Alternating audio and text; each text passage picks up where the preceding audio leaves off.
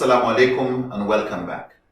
We started the story of the baker who is now working with Suleiman as his receptionist, but also he does the cooking, bakes bread and biscuits for visitors who come to see Suleiman for advice. Suleiman is a wise man in this small town. The baker worked there for many years, and as he worked, he became more influential, more respected. And he picked a lot of small wisdom from Suleiman over the years. And that's how he worked for 5 years, worked for 10 years, 15 years. And he then felt he has to go back home. He was afraid that people would lynch him and kill him. And that's why he escaped. He didn't trust the justice system. He didn't trust anyone there. Especially from the fact that while in the market, he had actually threatened his neighbor. And to find that his neighbor was dead, he couldn't handle that. However, after spending about 15 years, he got really worried. By the time he had done 20 years with Suleiman, he felt it's time to go back. So he told Suleiman, the wise, I'm thinking at the end of the year, I would like to go back. Suleiman said, no problem, I can fully understand. You've never said a lot about your family. I've not asked. I prefer to mind my own business. And the baker said, thank you very much. Finally, the day came when the baker was going to go back home. And he went to say bye to Suleiman and asked if Suleiman wouldn't mind giving him his pay for the last 20 years. And Suleiman said, no problem. I'll pay you in gold. Wow, that would be nice, thank you very much. And he gave the baker 3 huge gold coins. The baker looked at those coins. Each coin can build you a whole house and more. Suleiman was very generous. The baker could not believe it. He was nearly in tears with gratitude. But then the baker said, Suleiman said to the baker, you've been here working for 20 years. You've never asked me for any piece of advice. But I see you seem to have a lot of respect for my wisdom. The baker said, absolutely. I respect your wisdom like I've not respected anybody else's wisdom. Wallahi, in my whole life, I've not come across any town that will have this kind of wisdom that God has packed into just you. So the wise Suleiman said, if you don't mind, there's some advice I would give you. However, you would have to pay for it. Baker thought, well, you work with this guy, you respect him, you appreciate him. He said, no problem. What's the advice? Suleiman said, it's going to cost you 1 piece of gold. He said, one piece of advice, yeah. 1 gold coin, yeah. Wow. Okay. He felt a bit embarrassed. This guy had been already over generous to him, so no problem.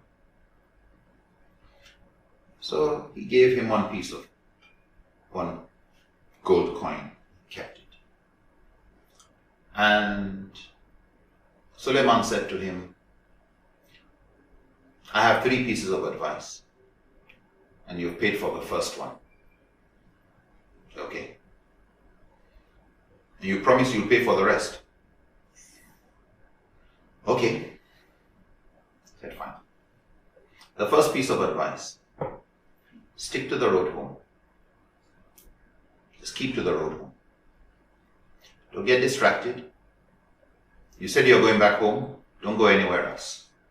Just keep to the road home. Stay focused. That's my advice number one. One whole gold coin for just that kind of advice. Yeah, but I already told you I'm going home. How can your advice be that I should keep to the road home when I already told you that's where I was going? He said, you know what? Yeah. You believe in my wisdom? You trust my wisdom? Yeah, I trust your wisdom. Like a whole gold coin just for that. He said, don't worry. You will see how it becomes useful to you. Yeah, thank you. So what's the second piece of advice? Suleiman said, one more gold coin. Hey, Qadarullah. He gave him the gold coin, his second gold coin out of 3, and he said, always leave what doesn't concern you. Learn to mind your own business. Don't judge people before you listen to them. Yeah, that's all. He said, yes. But I already don't judge people before I listen to them. I mean, am I quick at judging? Suleiman said, a little bit. But I think it's life-saving advice, Of all the advice I give people, that's one area, if I would advise human beings as a whole, learn to leave what doesn't concern you. And when you're listening to people, don't jump to conclusions. Listen well. Diagnose before prescribing. Okay. What to say? Suleiman said, there's one more piece of advice. All right. And it'll cost you your last gold coin. The baker really felt bad. He felt this was serious, top-class duping by a wise guy. But he felt, you know what? I'm the one who brought myself here. I'm the one who abandoned my family for 20 years. So be it. Here's the gold coin. What's the advice now? Suleiman the wise said, save your anger for the next day. That's my advice. What? The baker asked. Save your anger for the next day. Anything that makes you angry, don't act on that day. Save your anger to the next day and decide what to do the next day, but not on that day. Baker said, okay, thank you for the advice. I have to go now. He said, no problem. And that's how he started getting ready to leave. And Suleiman said, oh, just before you leave, there's some cake I'll give you, maybe to give your family when you get back. He said, thank you. Suleiman went in and brought this big cake, very solid and heavy cake. You could know this was really rich cake. Expensive type. He showed the baker, wow, okay. And he, folded it, wrapped it, put it inside a bag, and passed it to the baker. The baker thanked him, just tried to be as courteous as possible. Inshallah, if I have any problem, I'll see you again. Suleiman said, anytime, you're most welcome. And, he prayed for him and he set off on his journey. As he was on the journey, he met some fellow travelers. And it was getting dark. They became friends, but he then told them, of the experience he had with Suleiman, the wise, saying, keep to the road home, don't get distracted, mind your own business and don't be quick to judge people and save your anger for the next day. And they all felt, man, you've been duped by that guy. Anyway, it got a bit dark. It was time to find a place to rest. So they had told him, the baker, you know what, why don't we go up the road a little to the left, just a little down that road. there's an inn, a small hotel where we could spend the night, and then the next morning you get on your journey. He said, well, thank you very much. He said, I don't have money. No problem. Alhamdulillah, we really enjoyed your company, and no problem. So it says he started following them. Then he remembered, keep to the road home. Don't get distracted. He told his fellow traveler, excuse me, I don't think I can go with you. Why not? Well, you remember I paid a whole gold coin for that piece of advice of just stick to the road home, keep to my road, don't get distracted, stay focused, all of that. And having paid so much, I honestly don't feel I should follow you guys. Let it be worth it. But it's just, you spend the night the next morning. I understand. They said, you know what, you definitely spent a lot of money to get that advice. You might as well keep the advice. They greeted, parted company, and as they were going, he carried on the journey. 5 minutes away, while he was walking, he started hearing shouts and gunshots. And it was coming from the direction where his friends were. He creeped into the bush to go and see what happened. Armed robbers had stopped them, killed them. He quietly moved back. Wow, he said to himself. Thank God I kept to that advice. Actually, I would have lost my life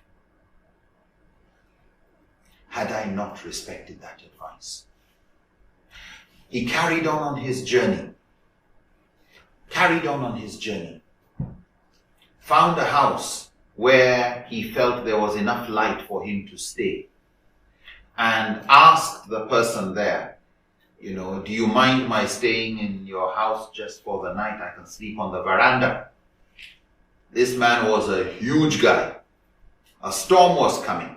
And the man said to the baker, you can come in. I'm actually preparing food. I'll just add a little bit more for you. The baker sat down. This big guy brought some food on the table, took some other food, put it in front of himself. And the baker was looking, so what's going to happen to the third bowl of food? There was a wooden trapdoor in the ground, and this man hit the trapdoor, unlocked it, and this lady, very beautiful lady, came out, or started to come out. The man said, stop. He took the bowl, gave it to her. Go back in. And he closed it. The baker was incensed. He was going to talk. Then he remembered the advice of mind your own business. Don't be quick to judge. He thought he was going to speak, and he remembered, don't judge too quickly. Ask before you answer. Diagnose before you prescribe. So he restrained himself. And the big man then said to him, so, how are you? He said, fine. What do you think about that, what you just saw? The baker said, well, I just mind my own business. You may have your reasons for doing so. I just came to, get some shelter, and I go off tomorrow. I don't know the relationship between the two of you. What did she do? What did you do? You know what? Just mind my own business. I don't understand it. It doesn't make sense to me, but I'm sure you got your good reasons. That's how this big man brought from under the table one huge axe and put it aside. The baker was scared. He said, what's going on? The big man said to him, you would have been number 42. Everybody starts judging before they understand and listen.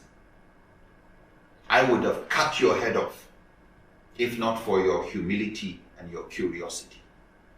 And you're knowing to not judge too quickly. He said, this was the lady I was supposed to marry some years ago.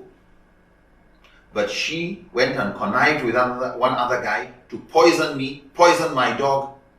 It's when I saw my dog was dead that I didn't eat the food she had left behind. So I pretended I was dead. Then I heard both of them coming in, laughing at how they are going to, own my land, own my house, etc. She tried to kill me. And I was thinking, should I kill her? Or should I put her in that hole while I decide? You are lucky you didn't jump to judgment. I would have lopped your head off. And the baker said, thank you for sparing my life. Man said, no, it's your humility and curiosity that saved your life. And the baker thought about the whole gold piece he had paid for that advice and how that advice saved his life. We will have to stop here, inshallah. When we return, we'll carry on with this story and pick some lessons on staying focused, on humility and curiosity. Until next time, inshallah. Jazakumullahu khairan. Wassalamu alaikum wa rahmatullahi ta'ala wa barakatuh.